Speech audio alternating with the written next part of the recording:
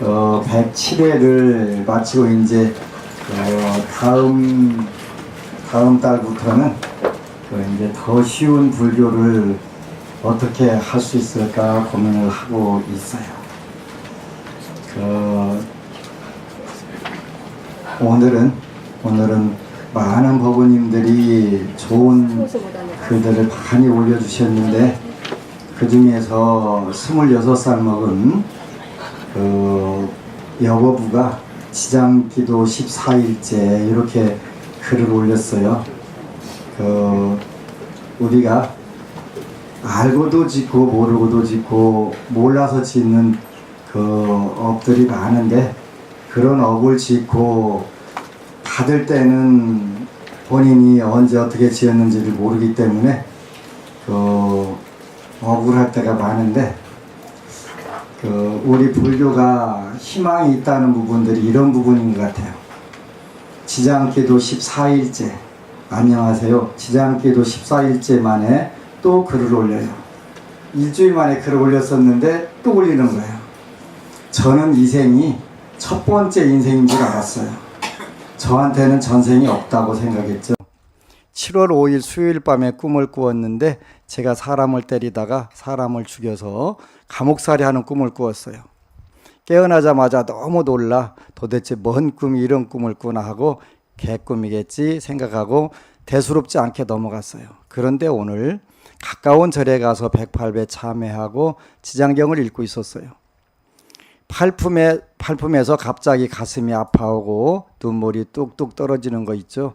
왜 이러지? 하면서 계속 지장경을 읽고 있는데, 한 장 한 장 지장경 넘길 때마다 제가 전생이 무슨 죄를 지었는지, 나는 누구인지, 지장경 속에 비친 내 모습이 너무 놀랍고 무서웠어요. 부산에서도 많은 분들이 지장경 읽으면 지장경이 모니터로 바뀌어가지고 자기 전생도 보이고 업도 보이는데, 아주 여러분들 좋은 모니터 하나씩 가지고 있는 거예요. 요 버부가 108배 기도하는데 4일째 하고서 5일째부터 몸이 많이 아파서 푹 쉬었는데, 열도 많이 나고 힘들어가지고 스님 저 아파요, 부처님 저 열나요 그랬더니 꿈에 잠들었는데 제가 와서 이마를 짚어주더래요. 그리고 많이 아팠지 수고했다 그러면서 좋아질 거야. 그냥 108배 힘들으면 28번만 해도 돼. 그러니까 싫어요. 108배 할 거예요.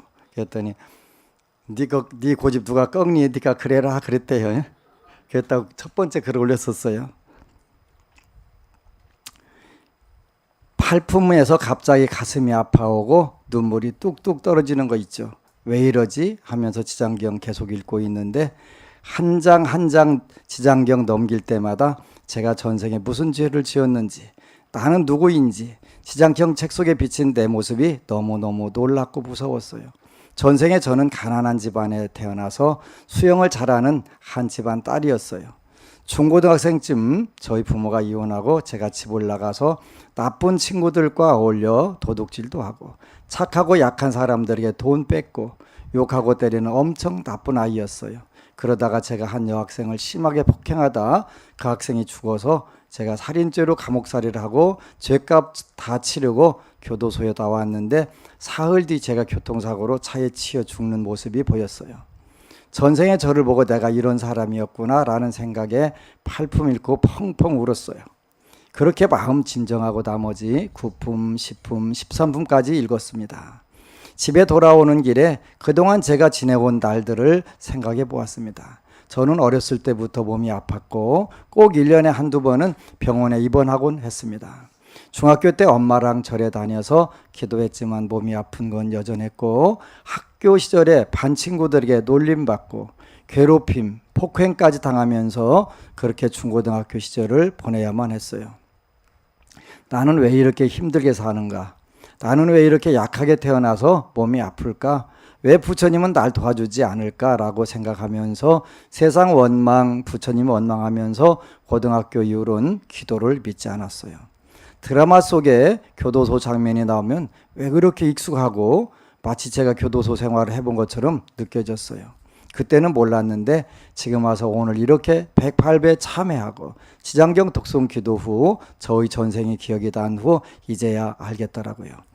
제가 왜 그렇게 콩밥을 싫어했는지, 수영을 배우지 않았는데도 물에만 들어가면 수영을 잘했는지, 왜 TV 속의 드라마에 교도소가 나오면 그렇게 익숙한지를요. 아마 전생에 콩밥을 많이 먹어서 제가 지금도 콩밥을 그렇게 싫어했나 봐요. 집에 돌아와서 또 한번 반성하고 부처님께 죄송하고 감사했어요. 중학교 때부터 엄마 따라 절에 다니고 기도한 게 헛되지 않았다는 거. 부처님이 절 나쁜 길로 더 이상 빠지지 않게 인도해 주시면서 저를 지켜주셨다는 것을 이제야 알고 그동안 세상 원망, 부처님 원망하면서 기도를 믿지 않은 점에 대해 많이 죄송하고 죄송했어요. 지장기도 14일 후 비염을 앓고 있던 제가 기도하면서 비염이 없어졌어요. 이렇게 저는 또다시 한번 깨닫고 반성하고 기도합니다. 행복 시작 불행 끝, 성공 시작 실패 끝. 앞으로 지금처럼 기도 소홀히 하지 않고 전생업장 소멸 후에 108배 참여하고 지장께도 열심히 할게요. 오늘도 저의 이야기를 들어주셔서 감사합니다. 그리고 여러분 사랑합니다. 스님 항상 감사하고 사랑합니다. 아미타불.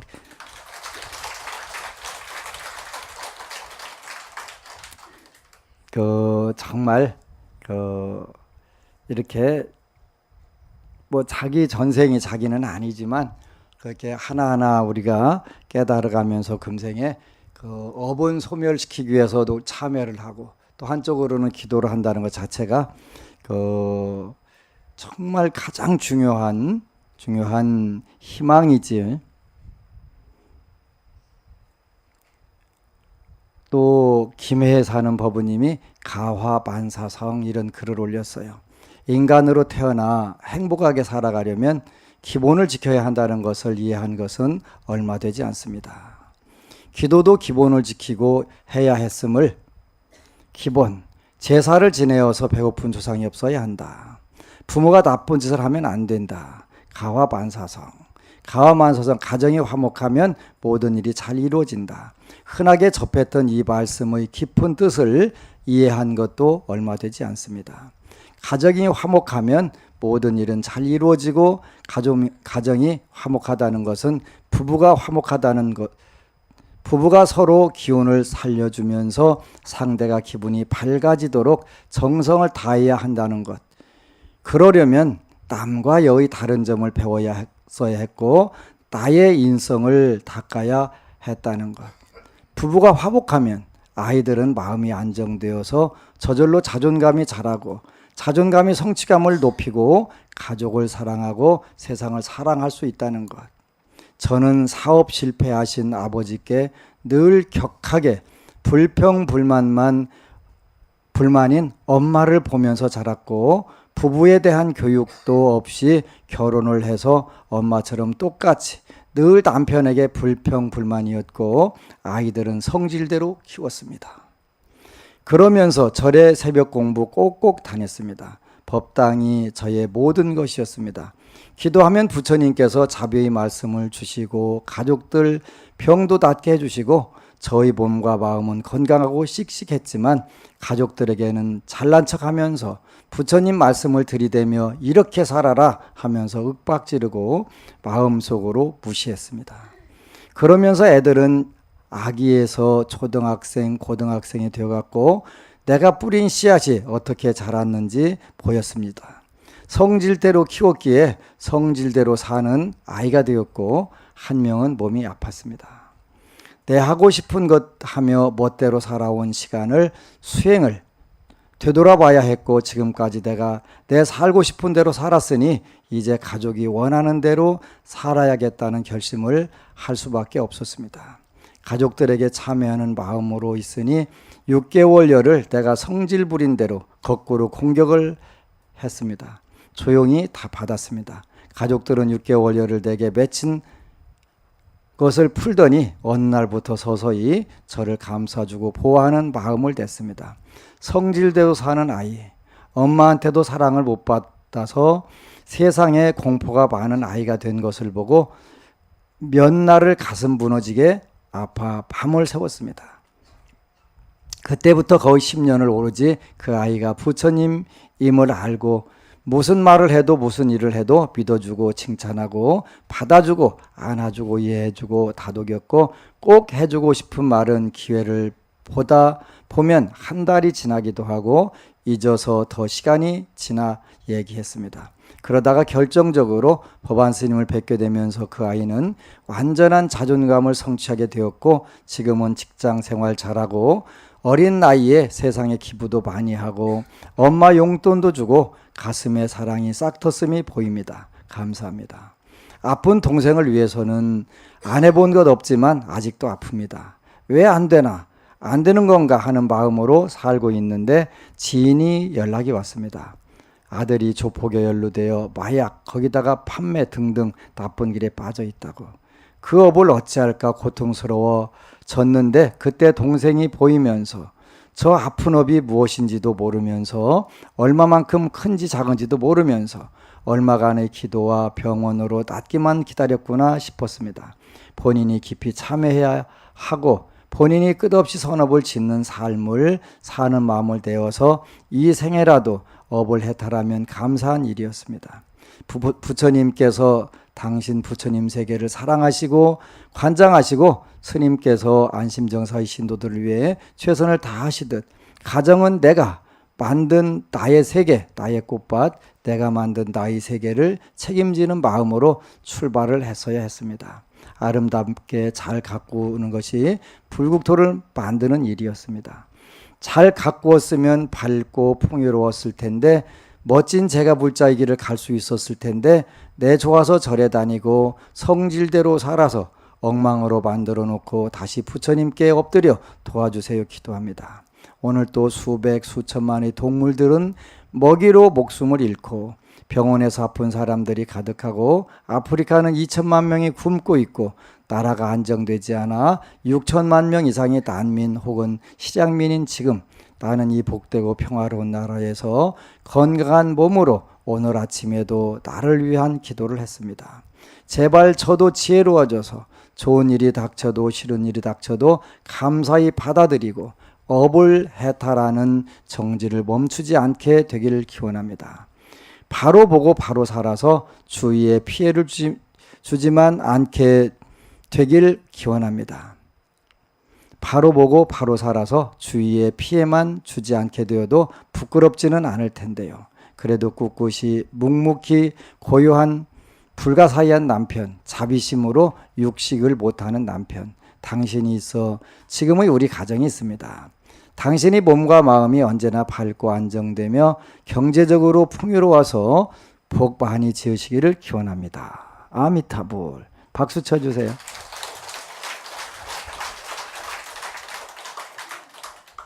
요새 법우님들이 한국 불교에 정말 진정한 희망이다 이런 생각이 들어요. 너무너무 감사드리고 오늘은 여러분들에게 더 고마운 일이 오늘 점심 공양 시간에 이재순 회장님이 너무 좋은 소식이라고 말씀해 주셨는데 우리가 7월 9일 날 ROTC 육군 학생 군사학교 특별 법회를 다녀왔어요. 그 특별 법회를 다녀왔는데 올해가 이제 56기 57기더라고요. 그동안에 이제 아무래도 제일 많은 후보생들이 가는 집회는 기독교인데 보통 이제 4,000명에서 작년까지는 2,300명 정도가 기독교 집회를 갔더라고요. 그리고 나머지 45% 내지 40%를 세 종교가 이제 나눠 갖는 거예요. 근데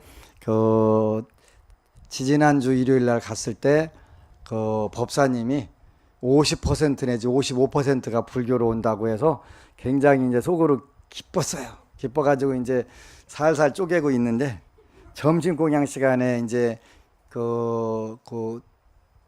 ROTC 군사학교 교장님하고 불교 대표 기독교라고는 얘기할 수 없는데 하여튼 타종교 대표하고 이렇게 같이 한 테이블에서 식사를 하는데 하여간 거기에는 장로들이 많이 늙은 분들이 왔더라고요. 저보다 한 연식이 20년 가까이 그 폭삭 늙으신 분들이 많이 왔더라고요. 근데 하나같이 사색이 돼서 들어올래 오늘 뭔 일이 있나 했더니 저는 이제 기분이 좋았고 살살 웃고 이제 그냥 미소를 속으로 짓고 있는데 화장실 가서 웃어야 되는데 그럴 수도 없고 그래가지고 근데 이제 그 드디어 이제 역전이 된 거예요. 불교가 50% 내지 55%가 두르고 나머지 이제 세 종교가 나눠 갖는 거야.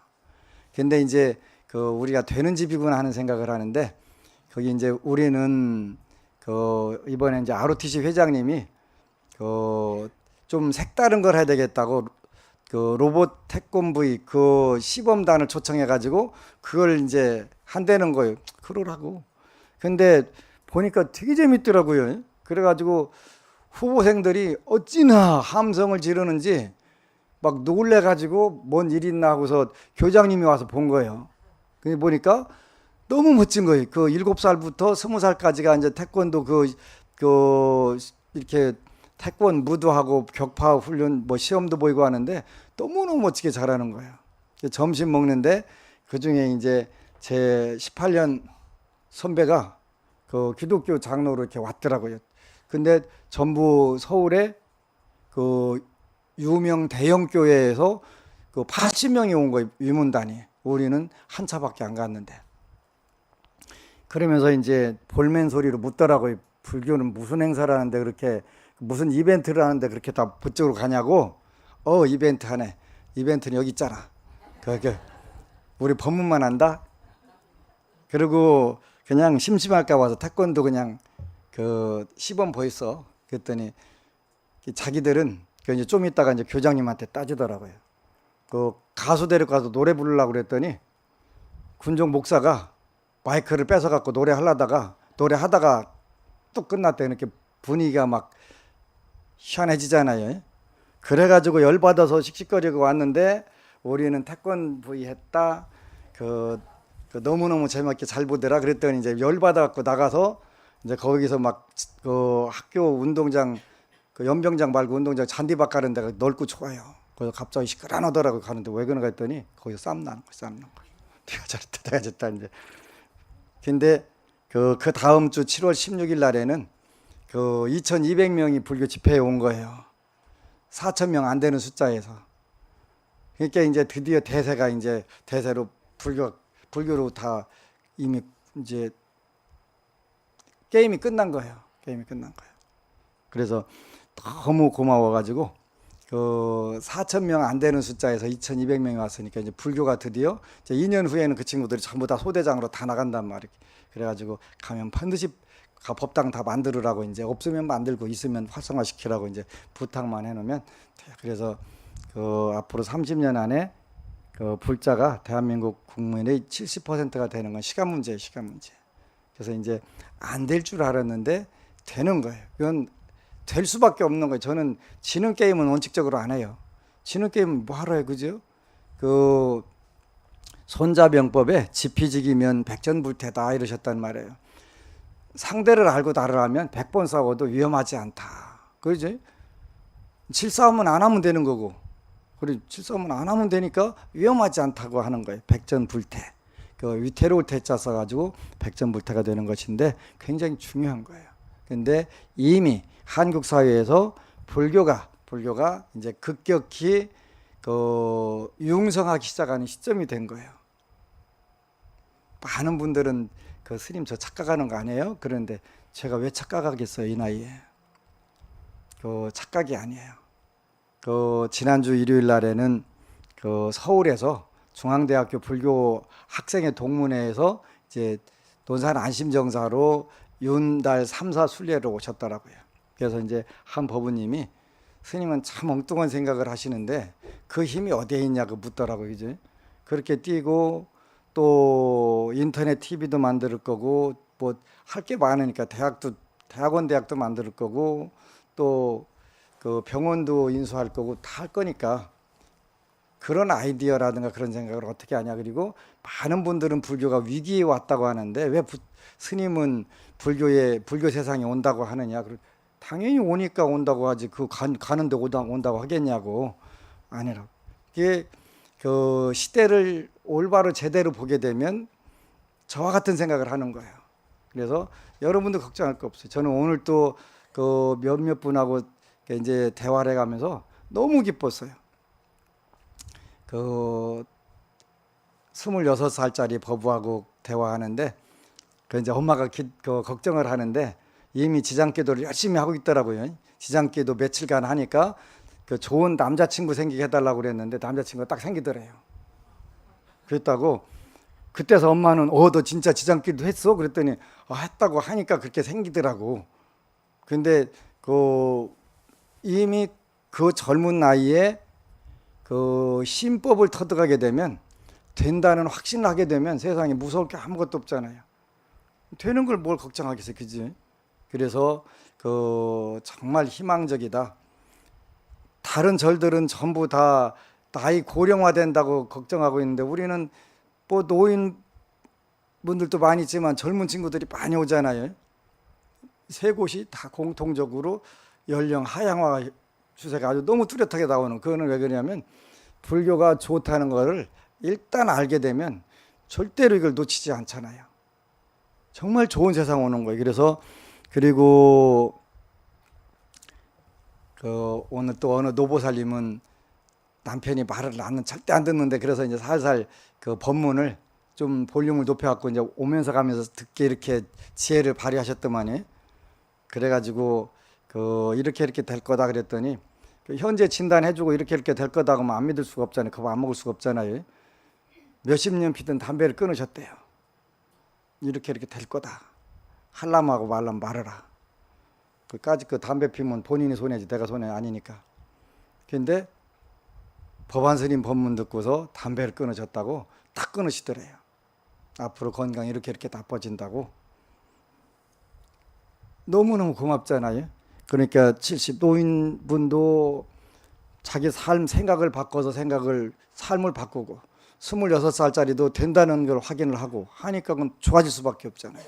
원래 불교라고 하는 것은 어렵지도 않고 쉬우면서 이렇게 잘 되는 거예요. 그래서 여러분들이 그 활용할 줄만 알게 되면 뭐든지 다 할 수 있는 거예요. 24살짜리가 글을 또 올렸어요. 법안 스님 감사합니다. 앞으로 더 열심히 기도하겠습니다. 안녕하세요. 저는 충북 청주에 살고 있는 24살 대학생 4학년입니다. 제가 이 글을 쓰게 된 것은 따뜻한 사랑을 알게 해주신 감사함과 고마움을 전하기 위해 한자 한자 글을 남기게 되었습니다. 사실 이 글을 쓰기 전에 과연 이런 글을 남겨도 되는 걸까 안심정사를 알게 된 것은 며칠도 안 된 내가 과연 이런 글을 써도 괜찮을까라고 많은 고민을 하게 되었는데 그래도 한번 용기를 내어 저의 이야기를 글로 써보려 합니다. 저와 부처님과 인연은 어렸을 때부터 시작되었습니다. 가족 모두가 불교를 믿고 있고 어렸을 때부터 엄마가 자주 절에 데리고 다녀서 그런지 절에 가면 이상하게 편안함을 느끼게 되었습니다. 그것은 아마 따뜻하게 대해주시는 스님들을 만나 이야기를 나누면서 더 그런 감정을 느끼게 되었던 것 같습니다. 그래서 절에 간다고 하면 늘 기분이 좋았고 따라가고 싶어 했습니다. 그런 제게 갑자기 몸이 아파지기 시작하면서 머리가 깨질 듯이 아프고 나쁜 마음 생각까지 하게 되는 시련이 닥쳐왔습니다. 어떻게든 이겨내야지 했었지만 그러지 못하고 늘 포기하고 싶다는 말뿐이었습니다. 주변 친구들도 늘 밝게 웃고 힘든 기색을 안 보이던 너인데 요즘 너 이상해. 가끔씩 부정적인 말을 하는데 무슨 일 있어? 라는 말을 자주 듣게 되었습니다. 일부러 그런 기색 안 보이려고 노력했던 제가 그 말을 들을 때에는 내가 왜 이러지? 머리도 계속 아프고 다 짜증나고 하기 싫다. 왜 나한테만 이런 일들이 생기는 거지? 라는 나쁜 생각만 들었습니다. 사실 저는 법화경이라는 사경 기도와 공부를 하기도 했습니다. 그만큼 부처님과 절에 대한 연민은 정말 강했고 부처님께서 도와주실 것이라는 믿음과 사랑으로 혼자서 기도도 열심히 드렸습니다. 하지만 제게 계속되는 아픔과 상처, 고난과 시련은 계속되었고 저 스스로를 방치하면서 부처님의 손길을 내려놓게 되었고 가족들도 저 때문에 많이 힘들어 했었습니다. 그렇게 아무것도 안 될 것 같은 심정으로 늘 눈물만 흘리게 되었고 그런 제 모습을 보고 엄마도 매일같이 미안하다는 말과 함께 눈물을 흘리셨습니다. 그럴 때마다 정말로 가슴이 미어지고 제 자신이 싫어졌습니다. 그런데 그런 제게 인연인지 아니면 부처님께서 인도하시는 길인지 논산에 있는 안심정사를 알게 되었습니다. 엄마와 친하신 이모께서 한번 법안스님과 지장보살에 대해 알고 있냐는 말을 들으면서 법안스님의 말씀이 담긴 CD 한 장을 주시면서 꼭 들어보라고 했습니다. 지금 생각해보면 이때부터 안심정사와 법안스님 그리고 지장보살님과 제 인연이 시작되었던 것 같습니다. CD 내용 하나하나를 들으면서 아직 20대밖에 안 되었지만 자연스럽게 고개를 끄덕이기도 했고 웃음을 되찾기도 했습니다. 그렇게 듣고 있다가 이모께서 직접 집으로 오셔서 엄마와 저를 데리고 안심정사에 정기법회가 있다고 데려가 주셨습니다. 처음에 첫 출발은 참 이상했습니다. 계속 잠이 오게 되면서 머리가 깨질 것 같은 아픔을 계속 느꼈습니다.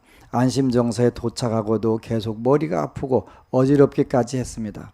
그런 상태로 법안스님의 첫 법회 내용을 제 눈으로 보고 듣고 지장경을 읽는데 갑자기 저도 모르게 눈물 한 방울이 떨어지더니 쉴 새 없이 눈물이 흘러내렸습니다.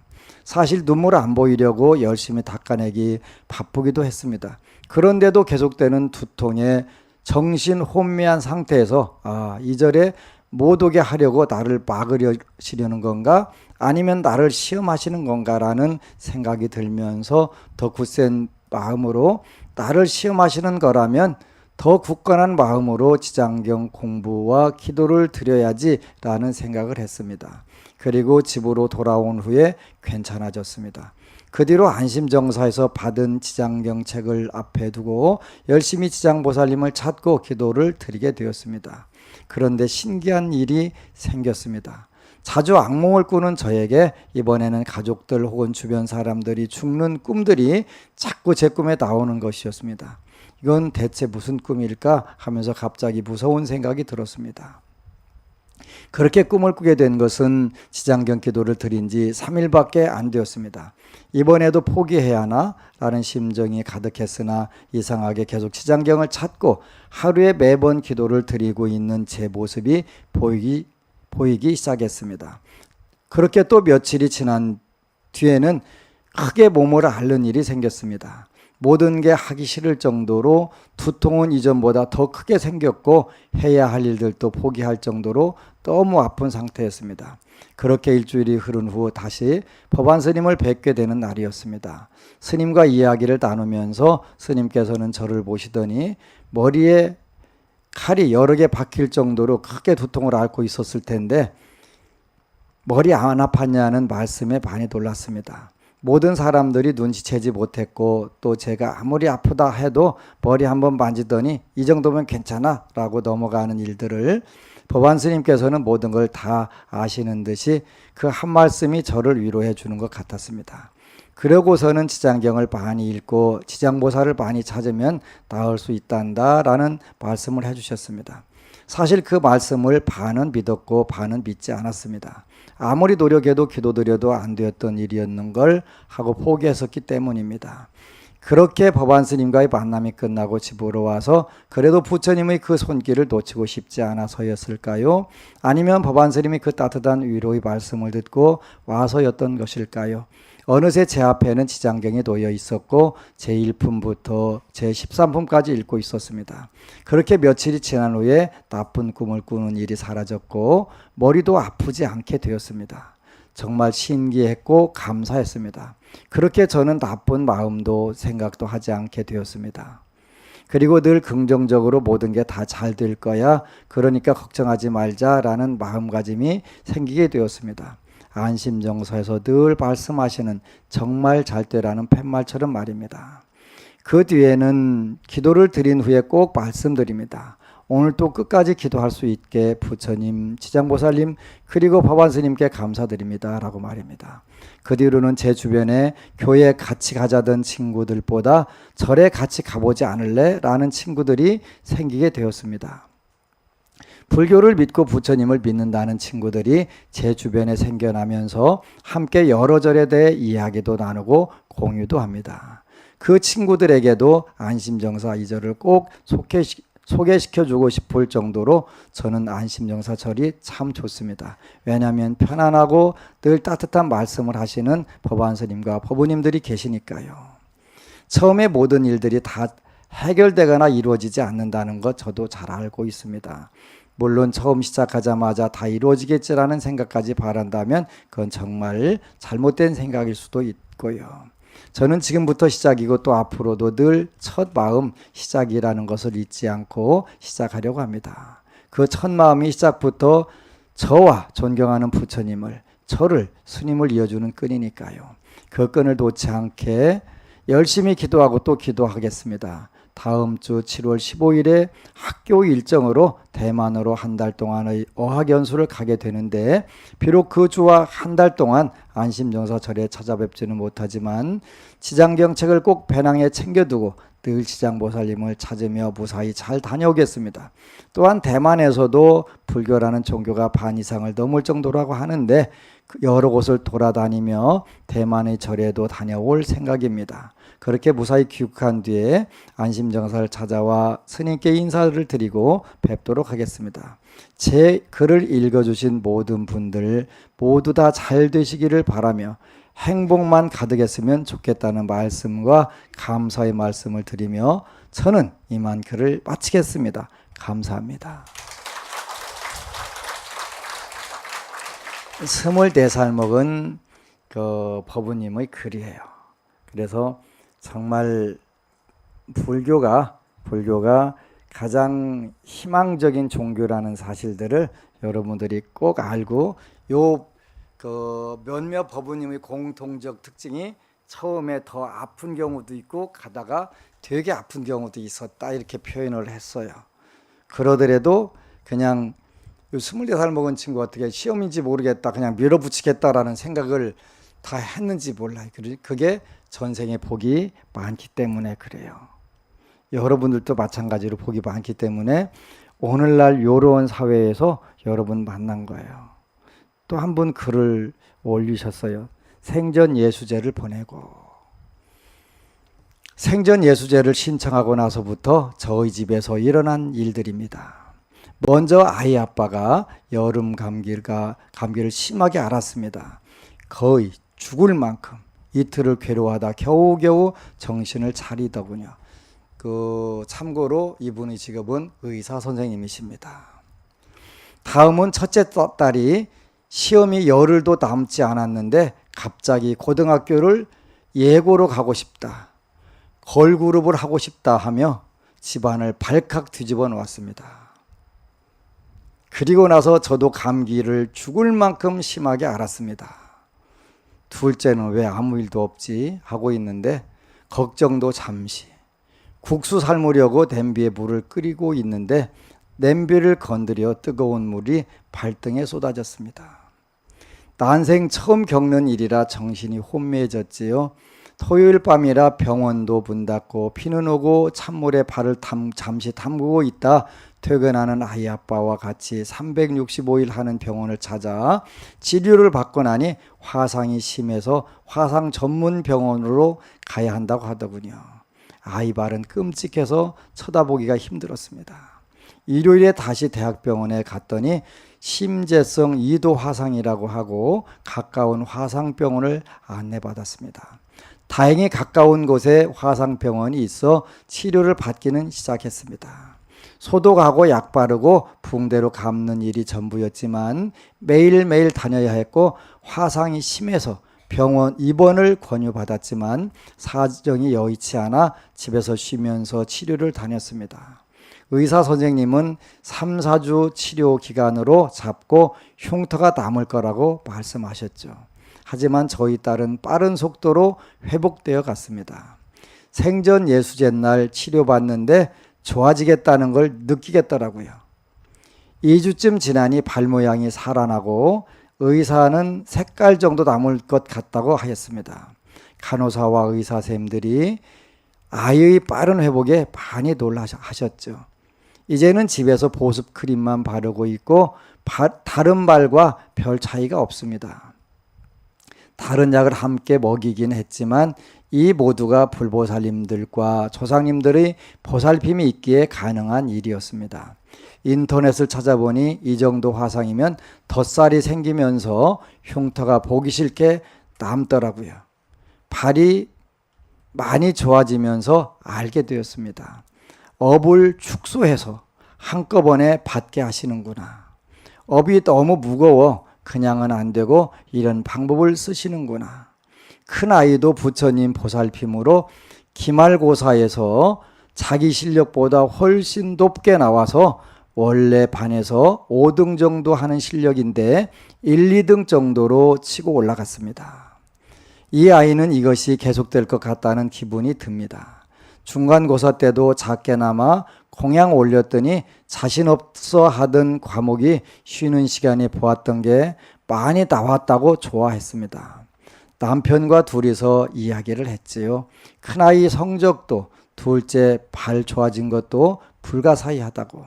여기까지입니다. 읽어주셔서 감사합니다. 스님 감사합니다. 조상님 감사합니다. 부처님 감사합니다. 그러지요. 우리는 어떤 일이 생기게 되면 그 일 가지고 오히려 이제 원망하고 물러서는 경우가 있는데 이분은 폭력이 많고 운이 있는 분이니까 거기에서 한 단계 더 밀어나가니까 어떻게 돼요? 결과가 훨씬 이걸 우리가 한자로 전화위복이라고 표현하는 거예요. 전화위복. 그래서 많은 분들이 댓글을 달아주시고 축하를 해주셨는데 기도라고 하는 것은 그런 거예요.